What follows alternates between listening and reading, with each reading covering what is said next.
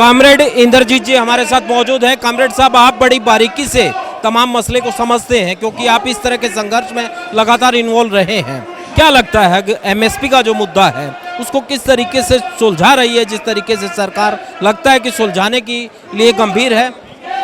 बात यह है, एमएसपी के सवाल पे और कृषि संकट को हल करने के सवाल पे इस कॉरपोरेट पर सरकार और किसान के बीच एक बहुत बड़ा अंतर्विरोध खड़ा होता दिख रहा है।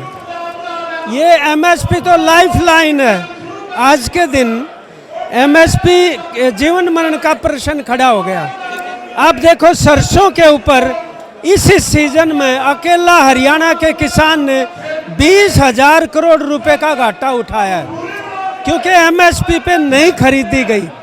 उसके बाद ये जो सनफ्लावर का है, इसके ऊपर भी आप देखेंगे तो 6760 रुपये एमएसपी है, लेकिन वो खरीद रहे हैं 4000 और 4500 रुपये। अब ये आज कुरुक्षेत्र पीपली की मंडी में चारों तरफ जो पीड़ा बिछा हुआ है, ये मकई की फसल है। मकई की फसल 1100 रुपये बिक रही है, इसका एमएसपी भी 2008 रुपये है। तो खासतौर पर जो सूरजमुखी का सवाल है, यानी तेल, एडिबल ऑयल जिसको कहते हैं, 60% विदेश से आयात हो रहा है। अब जो आयात होगा तेल, तो अपने यहाँ का जो हम जिसको ऑयल सीड क्रॉप बोलते हैं, तिलहन कहते हैं, वो पिट जाएगी। इसीलिए सरसों पिटी है।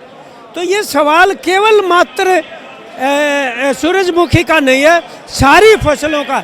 और एमएसपी भी जो सरकार कह रही है वो हमें मंजूर नहीं है। हम जो स्वामीनाथन आयोग का C2 + 50% यानी कॉस्ट ऑफ कल्टीवेशन में 50% जोड़ दें, हम वो चाहते हैं, वो उसको दे नहीं रहे। और शुरू में ही मोदी सरकार ने सुप्रीम कोर्ट में हलफनामा दे के मुकर गई है कि हम नहीं दे सकते वो वाला। तो उनको ये झूठी बात है, बहकाने वाली है कि एमएसपी था, है और रहेगा। तो फिर आप एमएसपी तुम्हारा घोषित किया हुआ ही नहीं दे रहे। अगर लोग मांग रहे हैं तो लाठियां क्यों उनके नेताओं को और उनको पीट के जेल में क्यों बंद कर रहे हो? इसलिए ये जो गुस्सा आप देख रहे हो, तमाम जत्थेबंदियां संगठन आज यहाँ पे आ गए हैं।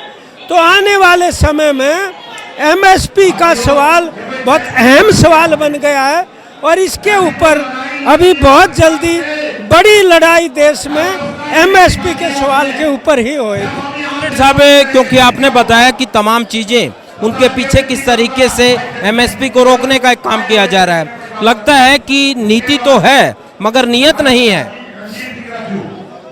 सच्चाई ये है, नीति भी नहीं है और नियत भी नहीं है।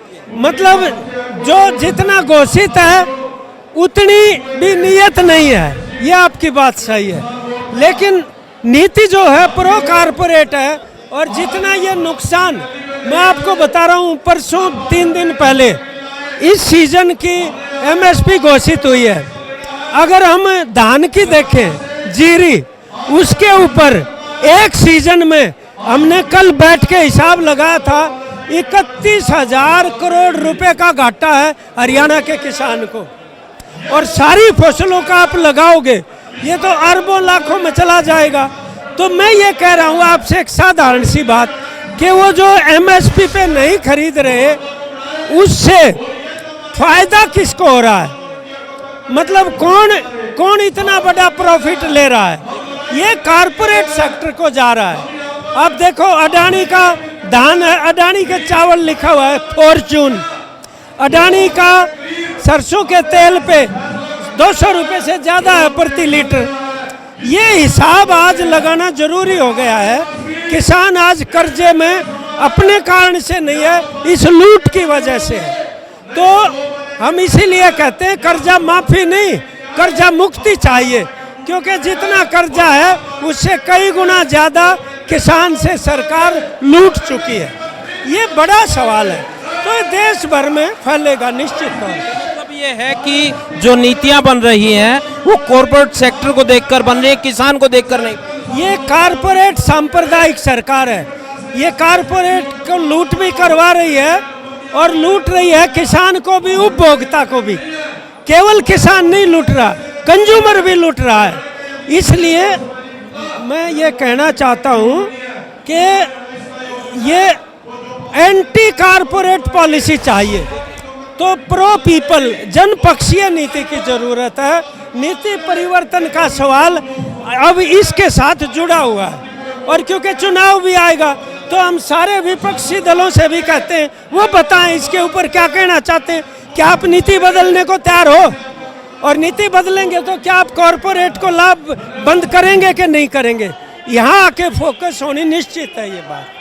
जी जी। अब ये तमाम जत्थेबंदी, तमाम लोग यहाँ पर इकट्ठा हुए हैं, किस तरीके से आंदोलन की क्या कुछ रूपरेखा बन पाई है कि आगे किस तरीके से इस लड़ाई को लड़ा जाए? देखो बात यह है, हमारा जो ऐतिहासिक किसान आंदोलन था 3 कानूनों के खिलाफ, उस पे 500 से ज़्यादा संयुक्त किसान मोर्चा में इकट्ठे हो गए। वो उसकी एकता का आधार क्या था? एकता का आधार था मुद्दा, यानी 3 कानून। आज एकता का आधार है एमएसपी। तो निश्चित तौर पर इस एकता को निर्मित करता हुआ चला जाएगा ये, और बहुत बड़ा एक आशा का संकेत है आज मैं समझता हूँ। ये तो देखते हैं कि ठोस रूप में क्या निर्णय लिया जाता है, वो मैं अकेला नहीं कह सकता, लेकिन निश्चित तौर पर आने वाले समय में बड़ी लड़ाई खड़ी होगी इसके। धन्यवाद कॉमरेड साहब। तो ये थे कॉमरेड इंद्रजीत जी, जिनका साफ तौर पर कहना था कि तमाम चीज़ों के पीछे कहीं ना कहीं कॉर्पोरेट सेक्टर है। उस तरीके से एग्रीकल्चर को लेकर पॉलिसीज नहीं बन रही हैं। जरूरत है कि एग्रीकल्चर को देखते हुए नीति बने और उस नीयत के हिसाब से फिर काम किया जाए।